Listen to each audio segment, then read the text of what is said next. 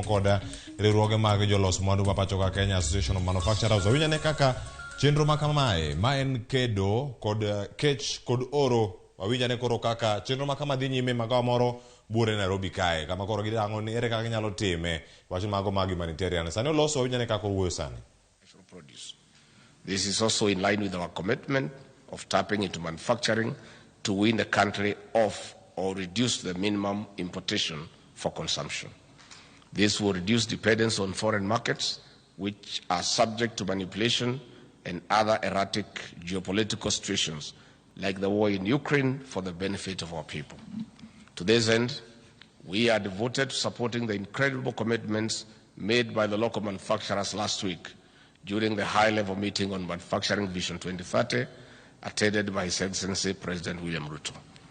While at it, we were particularly impressed by the manufacturing small and medium enterprises, SMEs, who demonstrated their ingenuity and innovations. They are very promising. We need to incorporate them into mainstream production. They are part of the answer to food security. Ladies and gentlemen, we have these hopes against knowledge that over the last few years, the manufacturing sector has experienced negative growth, especially between 2016 and 2020. This was further exacerbated by COVID-19 pandemic. I'm optimistic that the conducive business environment the Kenya Kwanza government is cultivating will revitalize and allow for a bounce back. We must collectively back this sector into an upward trajectory. Together, we shall strengthen quality control of domestically manufactured goods based on research and innovations to raise our share in the sub-regional, regional, and global markets. This is how we shall be equal partners in the global arena. In this regard, I challenge the Kenya Association of Manufacturers to scale up manufacturing by exploring public-private partnership model and other opportunities. With such investments, we'll be creating social equity, reducing inequality, and alleviating poverty.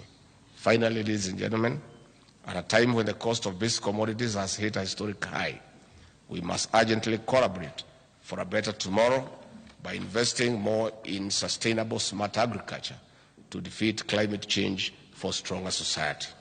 As a wind-up, allow me to reflect on the report of UNEP of 2021, which indicated that on average, every Kenyan wastes 99 kgs of food every year.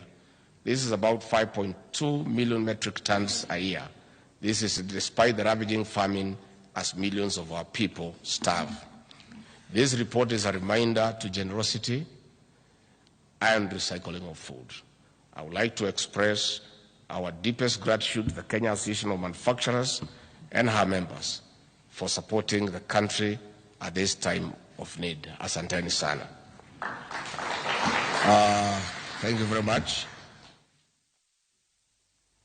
Nyakora moge juang romo makamano mabende pod dhi nyime kaka ineno kar kae. Jalup jatend piny Kenya nitiere romo makamano mantie magawa moro bure Nairobi kae, kendo watemo mondo waluwe ka wayude yo moro makare ang wabiro kode achiel kachiel mondo mi wabed kod ng'eyo gik mage matimore bende alwora ma yawashi kedo kod oro. Romo makamano bende gi romo mag rango ne kaka ginyalo chwalo kony ma opogore opogore tanya mago mag chiemo. Warango kama chielo wadara